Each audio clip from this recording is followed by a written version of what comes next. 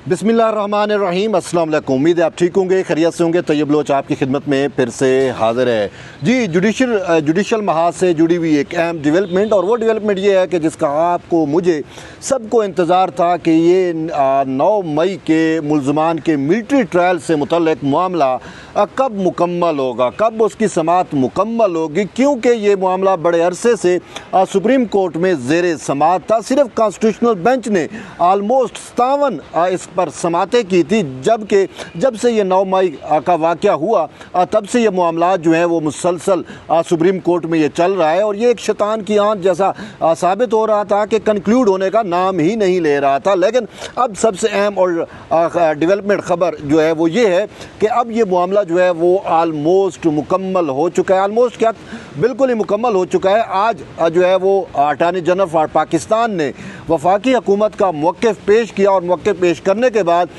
7 रुकनी constitutional bench ने समाअत मुकम्मल करते हुए ये कहा है कि इसी यानी कि बहुत जल्द ही हफ्ते के अंदर ही इस मामले पर जो है वो फैसला, मुख्तसर फैसला जो है वो दे दिया जाएगा। अब आपको इल्म है कि 9 मई के जो मुल्ज़मान हैं उनका ट्रायल जो है वो मिलिट्री में ट्रायल चल रहा था, तो फिर तहरीक इंसाफ और बहुत सारे उनके हमनवा जो हैं वो सुप्रीम कोर्ट में आ गए और दरख्वास्तें लेके आ गए कि इन मुल्ज़मान का जो है वो मिलिट्री ट्रायल ना हो, बल्कि सिविलियन अदालतों में ही इनका जो है वो ट्रायल किया जाए। और उस वक्त जो है वो जस्टिस उमर अता बंदियाल की सरबराही में पहले लार्जर बेंच बना, जो टूटता फिर जो है वो मुख्तसर बेंच रह गया था। लेकिन फिर जो है वो 7 रुकनी बेंच था, उसमें जाकर फिर ये फैसला भी हुआ, जिसमें जस्टिस एजाजुल हसन सरबराही कर रहे थे, जस्टिस मुनीब उनको कंपनी कर रहे थे, और दीगर जजेस थे।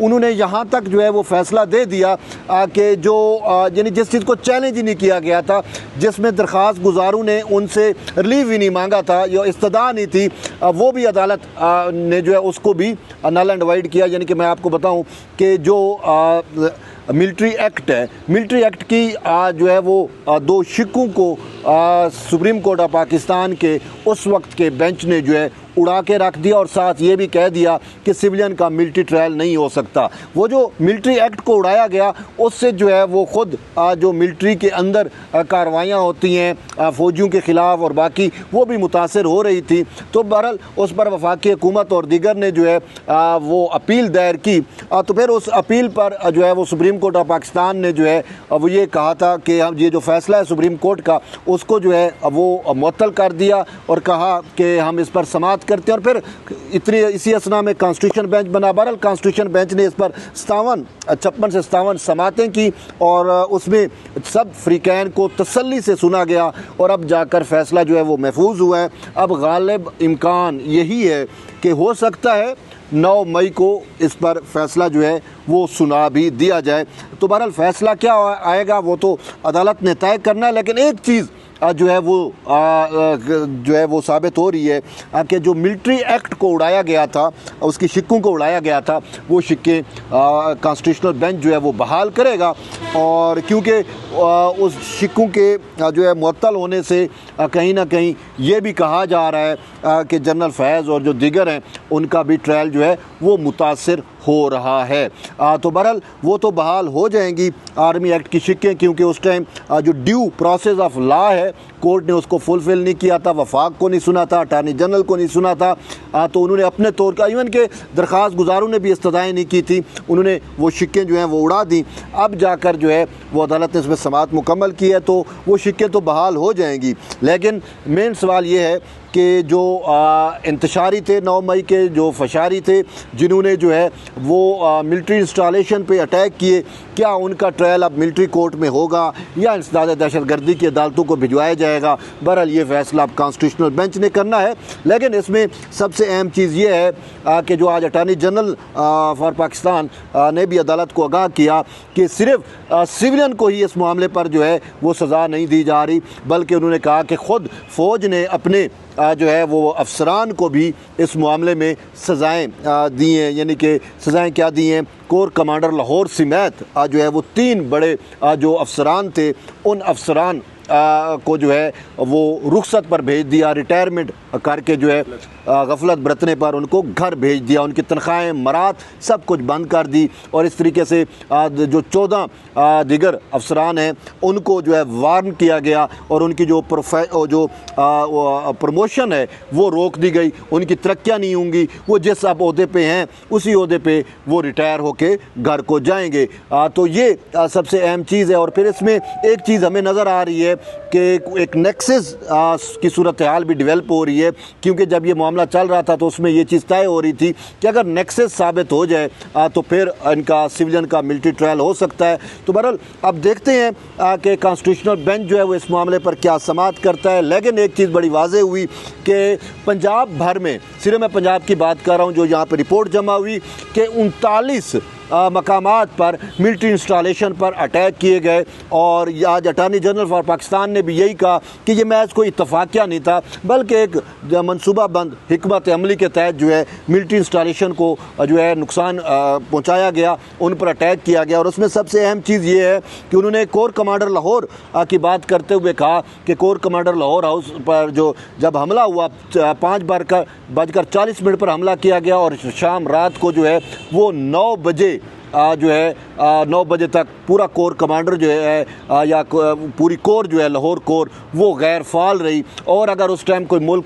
जारहियत करता तो शायद हम उसको रिस्पॉन्ड भी जो है वो ना कर पाते।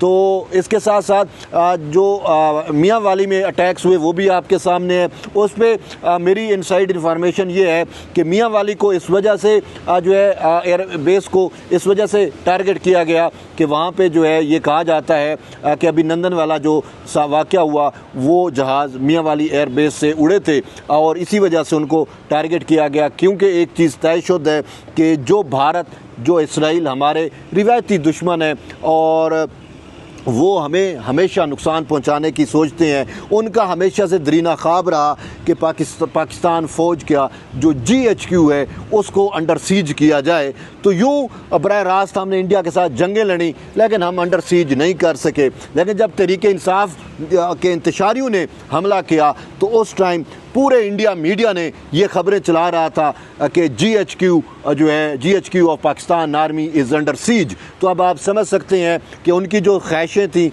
उनकी जो कोशिशें रहीं वो थ्रू PTI जो है वो फुलफ़िल हुई।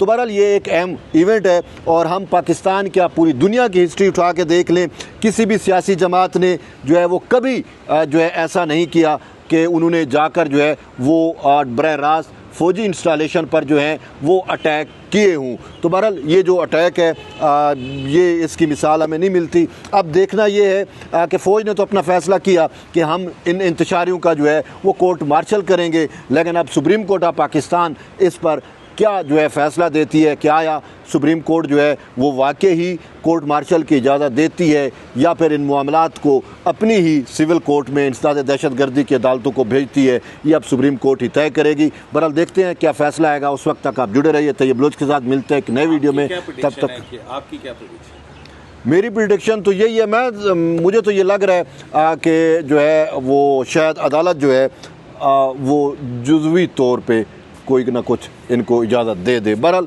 ये फ़ैसला अदालत ने करना है। लेकिन एक चीज़ तय हो रही है कि सुप्रीम कोर्ट ने एक असूल तय कर दिया है कि 9 मई के जितने मुल्ज़मान हैं उनके फ़ैसले और इंसदाद दहशतगर्दी को अदालतों को भेज के 4 माह का वक्त दिया गया है कि इनका ट्रायल मुकम्मल करें। तो अगर मैं उस सूरत हाल में देखूं तो फिर ये सारे मामलात मुझे उन्हीं इंसदाद दहशतगर्दी की अदालतों को जाते हुए नज़र आ रहे हैं और वही टाइम लाइन होगा कि 4 माह में इसका फ़ैसला करें। बहरहाल ये तय कॉन्स्टिट्यूशनल बेंच ने करना है, देखते हैं वो क्या फ़ैसला करता है। जी।